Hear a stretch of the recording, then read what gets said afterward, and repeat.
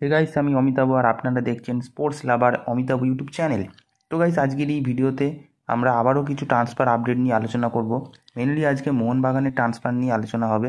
তো সামনের মরশুমে মোহনবাগানে কীরকম কোন নতুন বিদেশি প্লেয়ার কিছু আসবে কি না, আসলে কীরকম কোন নতুন বিদেশি প্লেয়ার আসতে পারে, সেগুলো নিয়ে আমরা আজকে ছোটোখাটো আলোচনা করে নেব। তো চলো ভিডিওটা শুরু করা যাক। তো প্রথমে আমরা যাকে নিয়ে আলোচনা করব তার নাম হচ্ছে টাইরনি দেল পিনো। তো এই টাইরনি দেল পিনো, তিনি একজন স্প্যানিশ অ্যাটাকিং মিডফিল্ডার, উইঙ্গার্স, মানে স্ট্রাইকারের কাজও করতে পারে, আবার অ্যাটাকিং মিডফিল্ডারের কাজটাই করতে পারে। তো গ্রেগ স্টুয়ার্টের রিপ্লেসমেন্ট হিসেবে কিন্তু অনেক প্লেয়ারকেই প্রায় মোহনবাগান টার্গেট করে যাচ্ছে। তো খুব মানে একটা খবর তো উঠছেই যে এই ডেলপিনো প্লেয়ারটাকে নাকি মোহনবাগান নাকি অফার করেছে। এটা কতটা সত্যি আমি জানি না, এটা আদৌ সত্য হবে কি না জানি না, বাট একটা কথা উঠেছে মানে নিশ্চয়ই মোহনবাগানের টার্গেটে আছে। এবার হবে কি হবে না সেটা আলাদা বিষয়। তো এই প্লেয়ারটি কিন্তু অসাধারণ একজন মারাত্মক প্লেয়ার, যিনি স্পেনের প্লেয়ার, কিন্তু এই মুহূর্তে তিনি পার্সিভ বান্ডুংয়ে ছিলেন এবং পার্সিভ বান্ডুংয়ের হয়ে তিনি আগের সিজনেই তিনি লিগা ওয়ান, যেটা ইন্দোনেশিয়ার একটা টপ ক্লাস টুর্নামেন্ট, সেই লিগা ওয়ানের চ্যাম্পিয়ন হয়েছেন এবং লিগা ওয়ানের বেস্ট প্লেয়ার তিনি।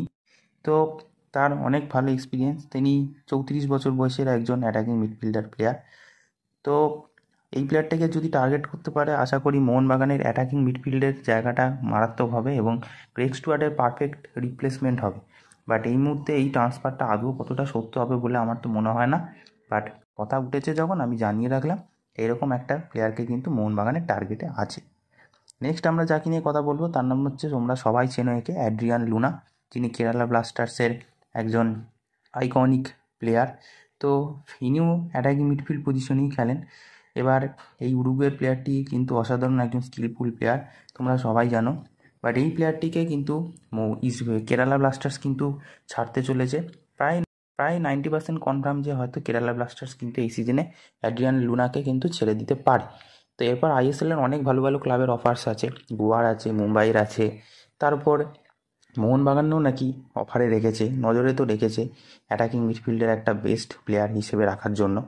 এবার দেখা যাক কতটা সত্যি হয়। এবার মুম্বাই সিটি এফসি নাও নিতে পারে, কারণ মুম্বাই সিটি এফসি প্ল্যানে হয়তো অনেক কিছু বড় কিছু থাকতে পারে। তো ট্রান্সফার ফি দিয়ে আমার মনে হয় না Mumbai city FC Adrian lunar পিছনে এই মুহূর্তে যাবে, বাট টার্গেটে রেখেছে। আর এদিকে মোহনবাগানও টার্গেটে রেখেছে যে গ্রেগ স্টুয়ার্টের রিপ্লেসমেন্ট হিসেবে যদি এই ফরেনার ফুটবলারটাকে যদি পাওয়া যায়, অ্যাড্রিয়ান লুনাকে। আর তোমরা সবাই জানো অ্যাড্রিয়ান লুনা সত্যি অনেক ভালো মানের একজন প্লেয়ার, অনেক দক্ষতা আছে। তো সেটা দেখা যাক শেষ পর্যন্ত কী হয়। তো এটাই ছিল আপডেট। এরকম আরও আপডেট পাওয়ার জন্য অবশ্যই চ্যানেলটাকে সাবস্ক্রাইব করে বেল আইকন অল করে রাখো। তো দেখা হচ্ছে পরের ভিডিওতে।